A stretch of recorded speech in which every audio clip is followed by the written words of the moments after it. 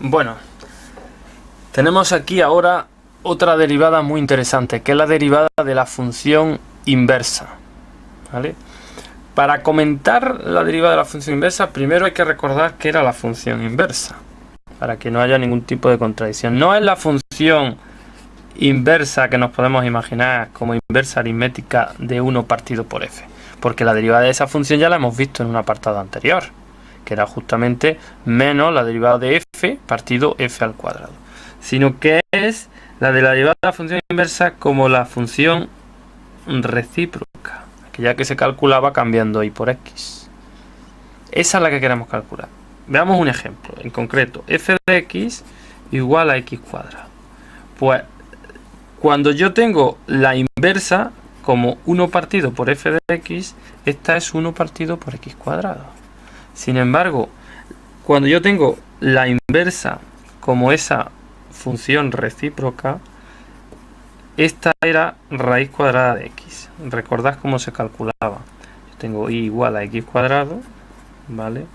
Cambio y por x y x por y, despejo la y obtenemos raíz cuadrada de x. Bueno, más o menos, pero en eso no nos vamos a meter ahora aquí, porque vamos a coger solamente la rama positiva, no vamos a entrar en las condiciones que tiene que cumplir. Es simplemente para que veamos en qué consiste una y en qué consiste la otra, ¿vale?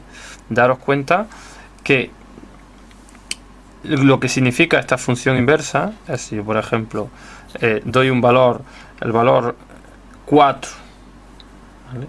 Yo tengo en x, tengo f de x, doy el valor 4 en x, f de x me devuelve el valor 16. Si yo ahora meto este 16 en la f menos 1, ¿vale? En esta me da la raíz cuadrada de 16, que es 4, me vuelve al valor de la x. Eso es lo que tiene que cumplir la función inversa, la función recíproca, ¿vale? Bueno, una vez incidido en esta diferencia, que no confundamos una con la otra, vamos a entrar aquí en materia. Sea f de y en R una función continua e inyectiva sobre y, con derivada no nula en x0 de y. Entonces la función inversa f menos 1 de y definida en f de y en R es derivable en y0 f de x0, siendo f menos 1' de y0 1 partido f' de f menos 1 y 0 igual a 1 partido f' de x0. Casi nada, casi nada. Daros cuenta que para calcular la derivada de la función inversa, primero es necesario que exista la función inversa. Recordad que existe la f menos 1 si y solo si f es biyectiva. Recordad que se tiene que cumplir esa situación. Aquí la función, bueno, aparte de que sea continua y todo eso, ¿no? Esta función me dice que es inyectiva sobre el intervalo y donde está definido, pero en ningún momento me dice que sea sobreyectiva. Recordad que biyectiva es inyectiva más sobreyectiva. Claro. La sobreyectividad está implícita. ¿Por qué? Porque la f-1 no me la define de R en R, sino de f de y, o sea, de los puntos que son imágenes de este intervalo y. Luego, está capada. Al estar capada al intervalo donde es sobreyectiva, f es de y en R, f de y en f de y es totalmente sobreyectiva. F de y en los puntos donde tiene imagen trivialmente es sobreyectiva porque rellena todos los puntos de su imagen. Al coger como dominio de la f-1 estos f's de y, estoy obteniendo de forma implícita la sobreyectividad. Como ya tengo la inyectiva, pues por lo tanto, al ser f biyectiva, existe la f-1. Que sea derivable y su derivada sea esta, eso ya sí es objeto de esta demostración, ¿vale? Daros cuenta que tenemos aquí otro requisito, aparte de que sea continua, pues si no, no podría existir derivada, que la derivada no nula en x0 perteneciente ahí. Se necesita que la derivada de x0 fuese no nula. Del propio resultado se deduce implícitamente que efectivamente esa derivada debe ser no nula, porque si no estaríamos dividiendo por 0 y no se podría. Pero a lo largo de la demostración veremos que es un requisito también necesario. Empecemos ya con la demostración más en concreto. Hemos dicho que f-1 existe, es única, por ser f continua e inyectiva, lo que hemos dicho. Y ahora empezamos con los artificios. Igual que antes, con la derivada de función compuesta. Nos inventamos una función. ¿De dónde? Del dominio de la f-1, quitando un puntito, el i0. Anda. Y se define la función de esta forma. Y alfa i, que a cada i le calcula su imagen como f-1 de i menos f-1 de i0 partido i menos i0. Daros cuenta que esto no es artificial. Digo, no es artificial, sí es artificial, pero no es, por así decir, una cosa aleatoria, sino que se ha buscado. Daros cuenta que si yo hiciera el límite cuando i tiende a i0 de esto, lo que tendríamos sería la función derivada de la función inversa, aplicando la propia definición de derivada. Daros cuenta. Luego otra más, fijaros, otra más. Ahora, ¿dónde se define esta? Se define sobre el dominio de la f, en i quitándole x0. De forma que es una función beta de x que se calcula haciendo x menos x0 partido f de x menos f de x0. Tampoco es ocasional. Digamos que esto es, si yo hago límite cuando x tiende a x0 de esto, lo que tengo directamente es 1 partido f' en x0. Bueno, esto era f menos 1 en i0, ¿vale? F' en x0. Tengo justamente la inversa de la derivada de f en el punto. Vale. Ya la inversa aritmética, no funcional. Ahora, sobre f de i menos i0 se verifica que alfa de i es beta compuesto con f de menos 1 de i. ¿Esto es verdad? Vamos a ver. ¿Qué significa alfa de i es beta compuesto con f menos 1 de i? ¿Qué es beta compuesto con f menos 1 de i?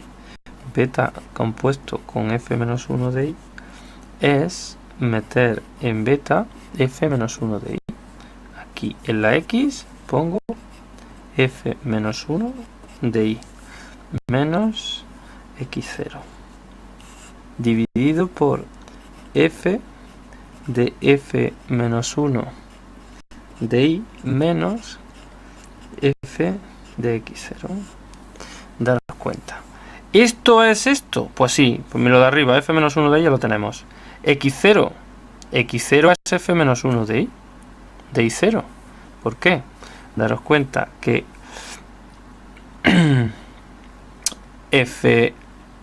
yo tengo que f de x0 es igual a i0. Si yo aplico aquí función inversa, f menos 1 de f de x0, tendremos que f menos 1 de i0 es justamente x0. Luego x0 lo podemos sustituir por f menos 1 de i0. Y tenemos justamente eso de ahí. La parte de abajo, f de f menos 1 de i0 es justo i0. Y f de x0 hemos dicho que era también i0. Luego se ve que beta compuesto con f menos 1 de i es justamente alfa de i. Seguimos avanzando. Sabiendo que el límite cuando x tiende a x0 de beta de x es 1 partido por f de x menos f de x0, x partido de x0, lo que decíamos que el límite cuando esto tendría a x0 es justamente la inversa de la derivada de función en el punto x0. Claro, por esto hacía falta que f' en x0 fuese no nula para poder hacer esta división. Esta es la clave.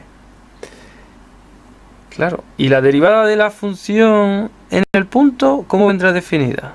Por esto, efectivamente. F inversa en i menos f inversa en i0 partido por i menos i0. ¿Y esto qué es? Claro, si lo hemos dicho antes, el límite cuando i tiende a i0 de esto es alfa de i. Alfa de i es justamente la derivada de la función si aplicamos límite cuando i tiende a i0. Pero alfa de i hemos dicho que es el límite cuando i tiende a i0. O sea, alfa de i es igual a esto, pues en el límite cuando i tiende a i0 también. Beta compuesto con f menos 1 de i. Lo hemos dicho. Muy bien, esto no es que sea igual a x0, el x0 es de esto de aquí arriba, no nos confundamos. Y esto es igual al límite cuando x tiende a x0 de beta de x. Efectivamente. Porque si yo meto f menos 1 de i en beta, es decir, f menos 1 de i es igual a x,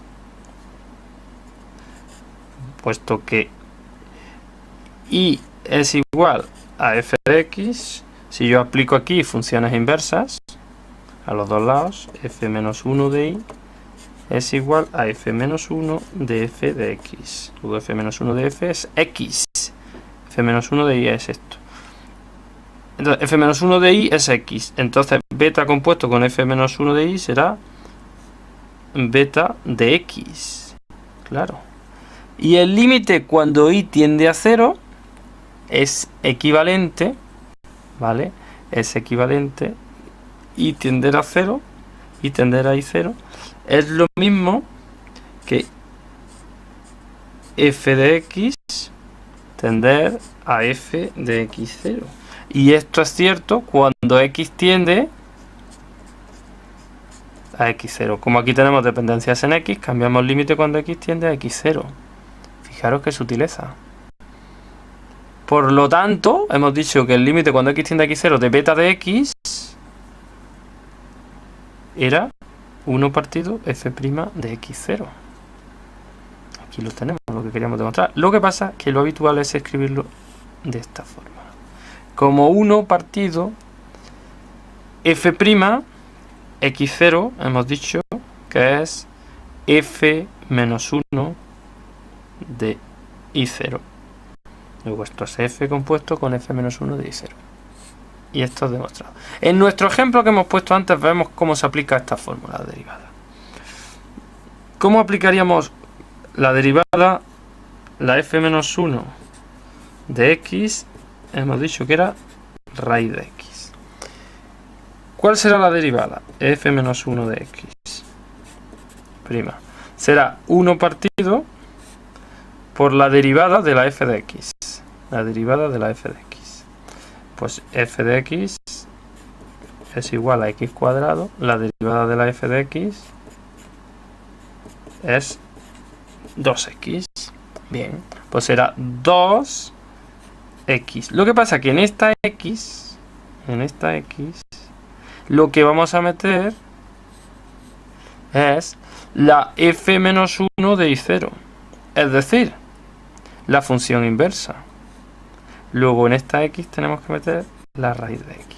Por eso la derivada de la raíz de x es igual a 1 partido 2 raíz de x, como ya sabemos. Un ejercicio sencillo, un ejemplo sencillo donde se ve la aplicación de esta fórmula y no se nos debe de perder nadie. Bueno, es una demostración tanto rebuscada, enrevesada. Esperemos que haya quedado lo más clara posible.